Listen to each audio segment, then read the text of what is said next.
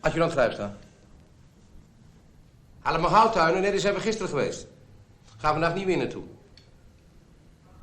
Huiszoeking.